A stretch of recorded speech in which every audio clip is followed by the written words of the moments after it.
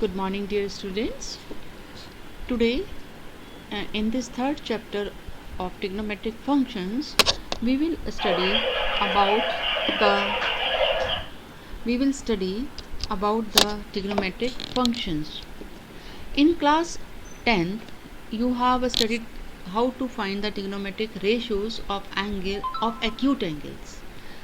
Now, in this class, you will study the trigonometric ratios for higher angles also, and that angles are measured in radians, so that are called trigonometric functions.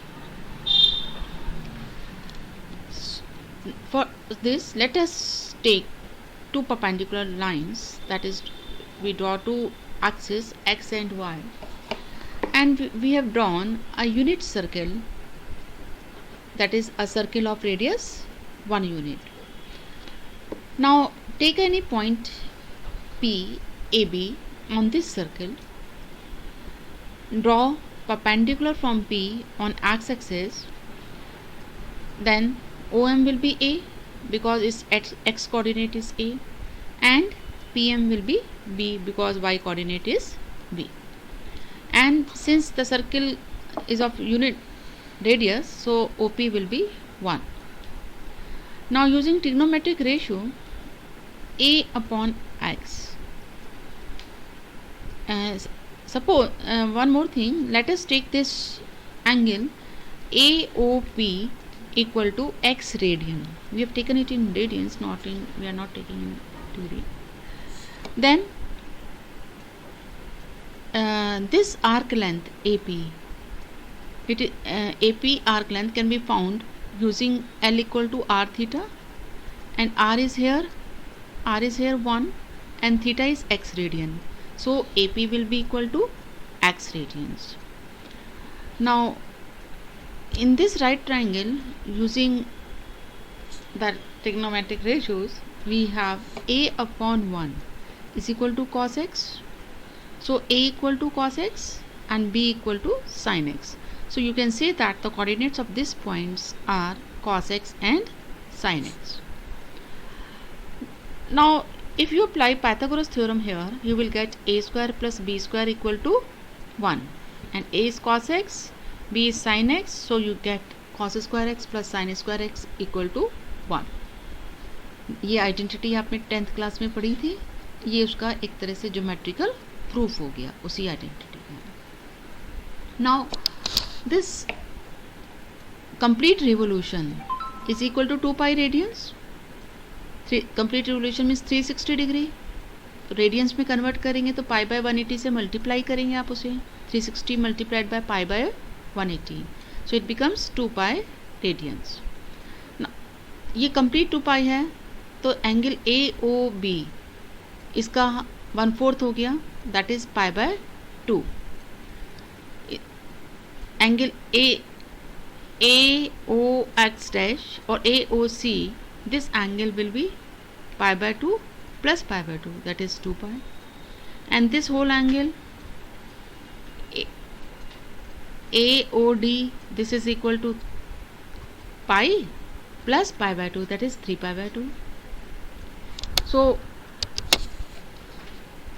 all angles which are integral multiples of pi by 2, pi by 2 के multiples जो होंगे, they are called quadrantal angles. pi by 2 जैसे 2 pi by 2, 3 pi by 2, 4 pi by 2, 5 pi by 2, they are called quadrantal angles. Now coordinate of point A will be 1 0 because this distance OA is equal to 1 because it is the radius, and it lies on x-axis, so y coordinate is 0, so the coordinates of this point is 1 0. Coordinate of point B will be, again this is 1, and this point lies on y-axis, so x coordinate is 0 and y is 1. For this point C, this distance is 1, so and on negative x-axis, so x coordinate is -1 and y coordinate is 0 because the point is lying on x-axis. Similarly, this point D lies on negative y-axis, and this distance OD is 1, so the y coordinate is -1. and x coordinate is 0 because it is lying, this point is lying on y axis. It means, and we represent the first one means a is equal to cos x था, b equal to sin x, means यहाँ से angle आपका 0 है, तो इससे आपको क्या पता चल रहा है कि cos 0 इज़ 1 एंड sin 0, क्योंकि सेकेंड कोऑर्डिनेट जो है वो sin x को रिप्रेजेंट करता है, सो sin 0, क्योंकि एंगल यहाँ पे 0 डिग्री का बनेगा, तो sin 0 इज़ 0. अब आप जब b पॉइंट पे जाएंगे तो एंगल कितने डिग्री का हो गया, 90 डिग्री का, and 90 degree is equal to π/2 radians. Radians की टर्म्स में हम बात करेंगे क्योंकि हम ट्रिग्नोमेट्रिक फंक्शंस की बात कर रहे हैं. तो 90 डिग्री को आप रेडियंस में करने के लिए π/180 से मल्टीप्लाई किया तो π/2 आ गया. तो यहाँ पर cos π/2 इस x कोऑर्डिनेट से रिप्रेजेंट हो रहा है, मतलब फर्स्ट कोऑर्डिनेट से, दैट इज़ 0, और sin π/2 1. इसी तरह से यहाँ से ये इसके लिए, इस पॉइंट के लिए एंगल कितना हो गया, पाई रेडियंस हो गया यहाँ से यहाँ तक.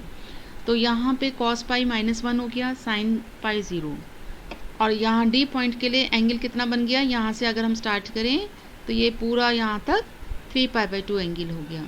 सो cos 3π/2 is 0 and sin 3π/2 is -1. जब आपका कंप्लीट रिवोल्यूशन हो जाएगा तो एंगल कितना होगा, 2π radians. So cos 2π is 1 and sin 2π is 0. अगर आप फिर वापस करेंगे 2π के बाद आगे जाएंगे तो वैल्यूज़ रिपीट होना स्टार्ट हो जाएंगी. तो इफ़ x इंक्रीजेस और decreases by any integral multiple of 2π के कोई मल्टीपल अगर हम लेंगे तो चाहे x इंक्रीज हो रहा हो या डिक्रीज हो रहा हो तो साइन और कोसाइन की वैल्यू चेंज नहीं होगी, मतलब उसके बाद वो रिपीट होना शुरू हो जाती हैं. तो इसलिए sin 2nπ plus x is equal to sin x you can write, and cos 2nπ plus x is also cos x where n is integer. और ज़ीरो कब आ रहा है हमारे पास, हम देख रहे हैं साइन में ज़ीरो कब है, 0 पे है, देन पाई पे है, फिर 2π पे, मतलब पाई के इंटीग्रल मल्टीपल्स पर 0 है. तो साइन x 0 का मतलब क्या हुआ, x क्या होगा, पाई का इंटीग्रल मल्टीपल होगा, चाहे 1π हो, 0π हो, 2π हो, 3π हो, 4π हो, सब पर फंक्शन की वैल्यू 0 होगी. इसी तरह से यहाँ से हम देख रहे हैं cos कब 0 है, एक तो π/2 पे 0 है, 3π/2 पे 0 है, फिर 5π/2 पे 0 आएगा, मतलब π/2 के जितने भी ऑड मल्टीपल्स होंगे, ये 1, 3π/2, 5π/2, तो जितने भी ऑड मल्टीपल्स होंगे सब पे cos की वैल्यू 0 होगी. तो यहाँ cos x 0 का मतलब x क्या होगा, odd multiple, 2n plus y, n 2n plus 1 represents odd multiple of π/2. अब इसी तरह से हम अब बाकी जो ट्रिग्नोमेट्रिक फंक्शंस हैं उसको डिफाइन कर सकते हैं in terms of these sine and cosine. cosec x is 1/sin x provided x is not equal to nπ, क्योंकि अगर x nπ होगा तो sin nπ 0 हो जाएगा, तो उस केस में ये अनडिफाइंड हो जाएगा. इसी तरह से sec x 1/cos x, और cos x 0 कब होता है, जब x ऑड मल्टीपल होता है π/2 का, इसलिए हमने एक कंडीशन लगाई है x is not equal to 2n plus 1 π/2. And 10x is sin x by cos x. Again the condition will be same as this because in denominator you have cos x, and cot x is cos x by sin x, denominator में sin x है, तो जब x nπ होगा तो ये 0 हो जाएगा, इसलिए हमने, और ये अनडिफाइंड हो जाएगा, इसलिए हमने ये कंडीशन लगाई है कि x should not be equal to nπ. Now you have studied the table of trigonometric ratios for angles 0, 30, 45, 60 and 90 in your class 10. We now show this in terms of radians. 30 degree का मतलब हो गया 30 multiplied by π/180 radians, that is π/6. 45 degree का मतलब हो गया 45 multiplied by π/180 degree, that becomes π/4 radians. Likewise 60 degree, and this corresponds to 90 degree, and then we have pi, 3π/2 and 2π. Values वही रहेंगी जो आपने पहले याद करी थी. 0 डिग्री पे 0, π/6 मीन्स 30 डिग्री पे 1/2, 45 डिग्री पे 1/√2, 60 डिग्री हो गया ये π/3 मीन्स √3/2 एंड देन 1. और पाई पे अभी हमने देखा 0, 2 पाई पे भी 0 होगा, 3 पाई बाय 2 पे अभी हमने पिछले यहाँ पर चेक करा था, साइन 3 पाई बाय 2 इज़ -1। इसी तरह से आप कॉस जब लिखेंगे तो ये वैल्यूज़ यहाँ से रिवर्स होना शुरू हो जाती हैं, 1√3/2, 1/√2, 1/2 and 0। For tangent you divide the two, sine by cos करेंगे, यहाँ पे ये 1/0 हो गया इसलिए ये नॉट डिफाइंड हो गया। So that's all for today. Now do your work. Thank you.